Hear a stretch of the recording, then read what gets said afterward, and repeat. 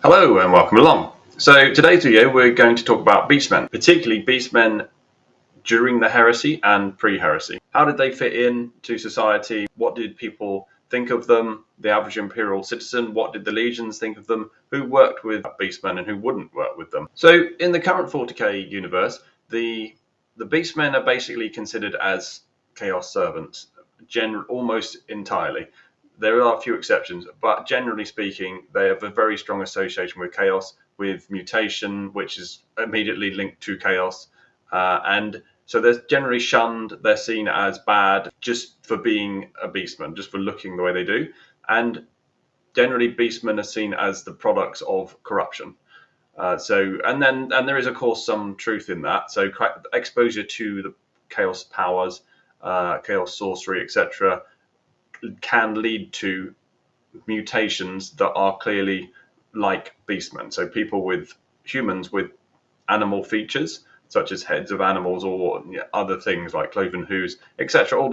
All the strange mutations that you see in 40k universe. These can come from exposure to chaos, influence from chaos, and so people tend to, in the world of 40k, would immediately see some sign of beastman feature and immediately associate that with chaos. But that wasn't always the case. If we go back to the early period of the Imperium during the Great Crusade, the Imperium discovered various populations of beastmen, and actually sometimes, we don't exactly know how often this happened, but they certainly, at least sometimes, they were absorbed into the Imperium. They became, for want of a better word, imperial citizens. Now, I don't think there's any real information on what their status was in the Imperium, but they weren't all instantly exterminated on sight. And indeed, some of them were drawn into the military and actually served in the imperial military as essentially similar to an imperial guard trooper would later on. But they were members of the imperial army. So they were given enough respect, trust, etc., to allow them to fight alongside the imperial forces, given weapons, given armor integrated into the structure of the Imperium. So we don't really know what was happening on the worlds they came from. What were perhaps their civilian populations being exterminated at the same time? Could be, but we don't really know. It seems unlikely because it'd be quite hard to keep them loyal if that was happening. But you could imagine something the kind of thing in perhaps what the Tau are accused of in the current 40k universe, of kind of allowing other species into the Empire and allowing them into their military, but maybe slowly reducing their population without them knowing about it. Maybe that kind of thing. I mean, you can imagine the Imperium doing that more, to be honest, much more likely than the Tau, but it's quite plausible that something like that kind of was happening. But it's also possible that the Imperium just thought, these are a useful resource for us, and they were very pragmatic. They were trying to grow the Imperium. If they can use these as a source of soldiers, they probably would, and then maybe letting them breed isn't such a bad thing if you can keep them loyal and focus them into the military. Either one is quite plausible for the Imperium of that time during the Great Crusade. Where did the beastmen come from? There's two main sources for beastmen. One would be genetic engineering experiments in the dark age of technology. So basically, humans trying to create probably super soldiers and creating beastmen as part of those experiments, and then they were either abandoned or they went feral. Once the experiments were over, perhaps they were abandoned, like animals might be let loose after from a zoo or something that's failed or something like that, and it basically they formed their own society, fended them for themselves, and they remained relatively stable, so they formed essentially their own subspecies. People that come from a human ancestry but are significantly different from human but still stable are called abhumans. So that's one line of the beastmen sort of history, is that they are a form of abhuman. That was what they were considered during the early days of the Imperium generally, where they were serving with the Imperial army, and they were to some extent integrated into Imperial society. So they would be considered one of the many strains of abhumans that humanity found as it expanded out across the galaxy. That gave them some level of protection. So if you're an abhuman, you are considered okay, sort of. You're kind of looked down upon, but you're okay. Whereas if you're a mutant, then you're dangerous and you need to be executed because there's even at that time you would be in during the early days of the Imperium where they didn't know about chaos.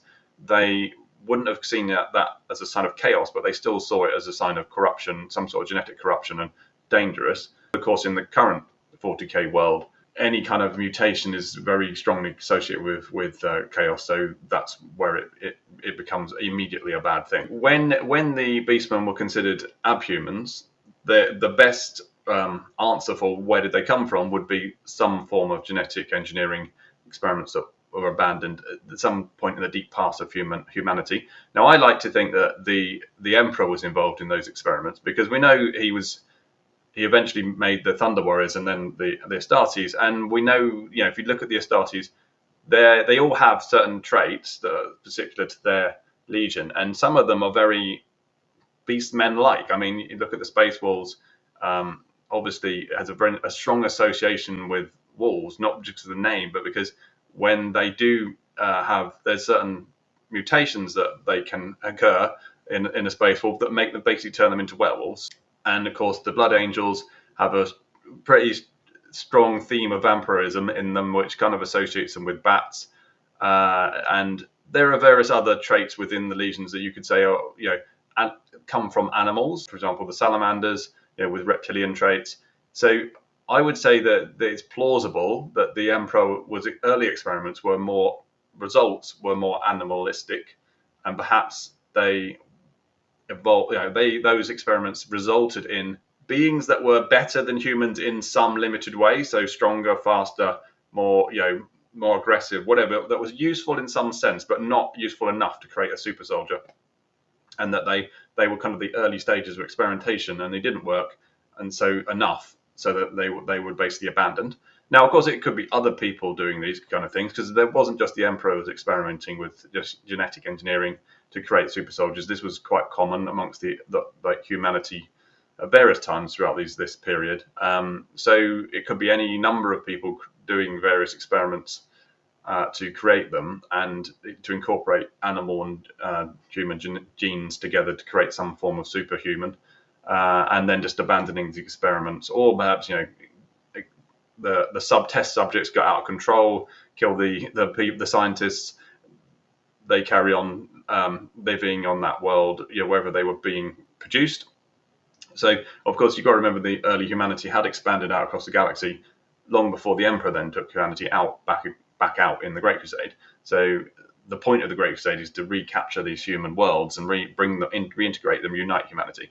So all through this dark age of technology, when everyone was separated, all sorts of things were going on in all sorts of different places from different people, and you could have had multiple different separate origins of beastmen on different worlds where people are experimenting. So that's I think the most likely in-world answer for where beastmen come from. The other answer, which is what the general population of the 40k world think now, is particularly the Inquisition.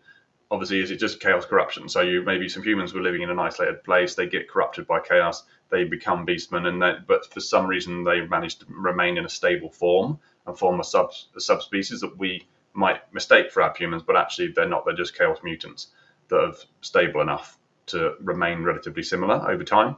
That's probably not very plausible because the nature of chaos is instability. So to create some sort of stable species from a chaos mutation is just not going to happen.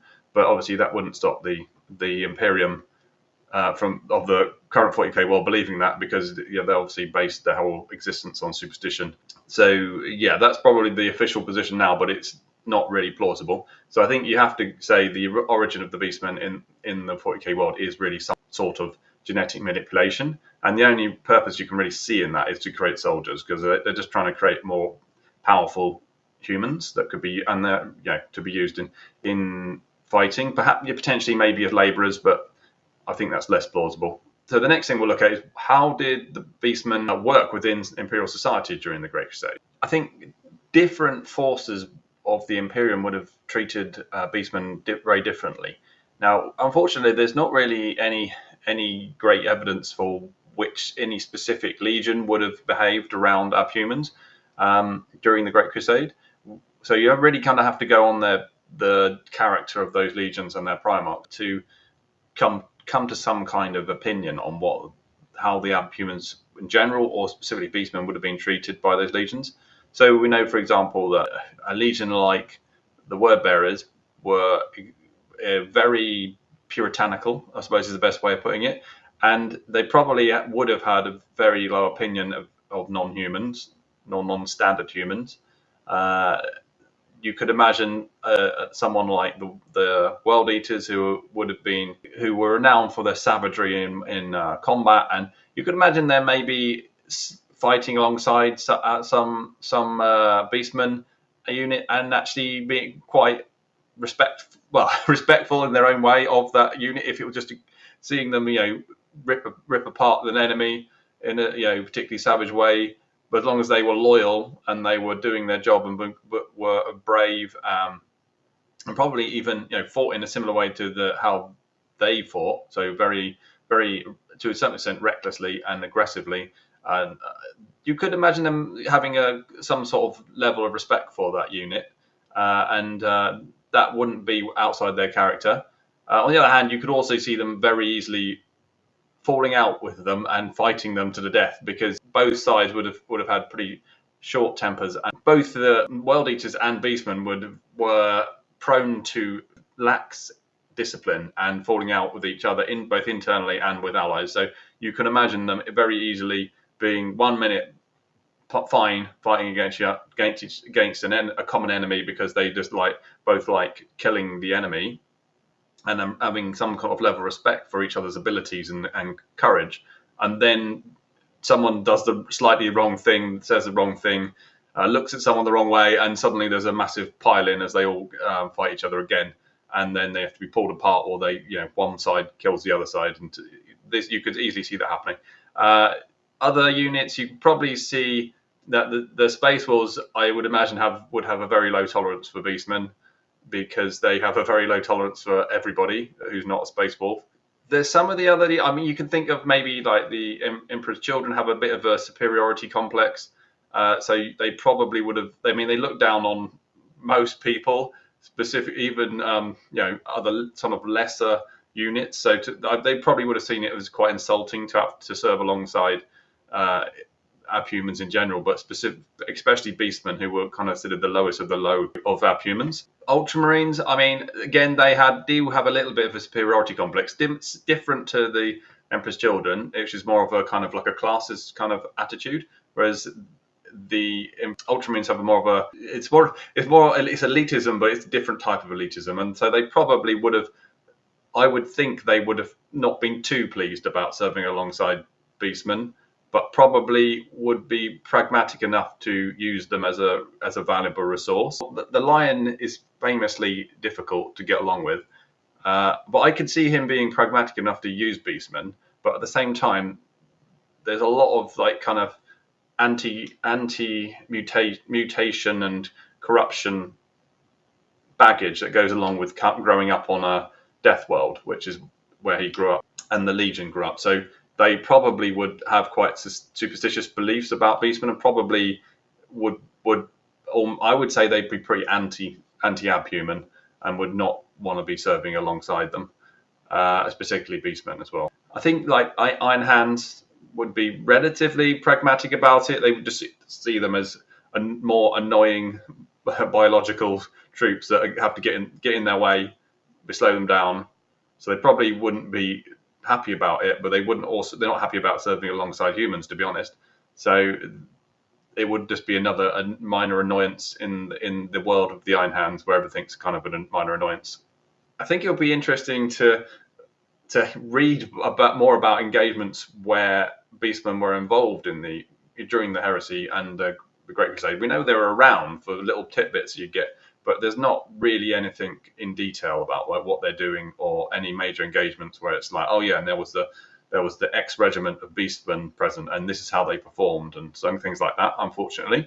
So yeah, I think that's about all we can say on the beastmen during the heresy.